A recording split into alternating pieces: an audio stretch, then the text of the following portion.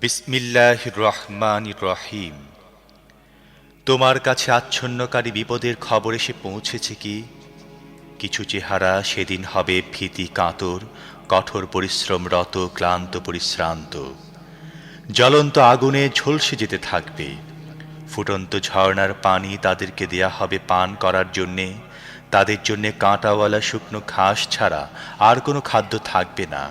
তা তাদেরকে পুষ্ট করবে না এবং ক্ষুধাও মেটাবে না।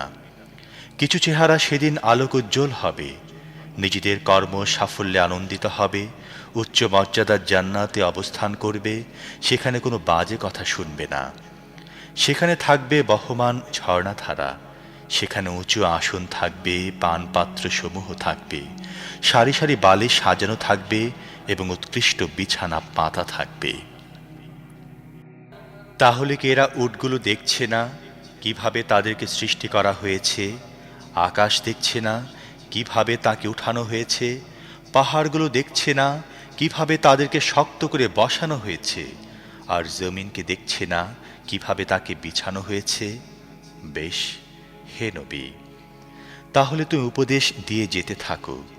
তুমি তো শুধুমাত্র একজন উপদেশক, এদের উপর বল প্রয়োগকারী নাও। তবে যে ব্যক্তি মুখ ফিরিয়ে নেবে এবং অস্বীকার করবে, আল্লাহ তাকে মহাশাস্তি দান করবেন। অবশ্যই এদের আমার কাছে ফিরে আসতে হবে, তারপর এদের হিসেব নেওয়া হবে আমারই দায়িত্ব।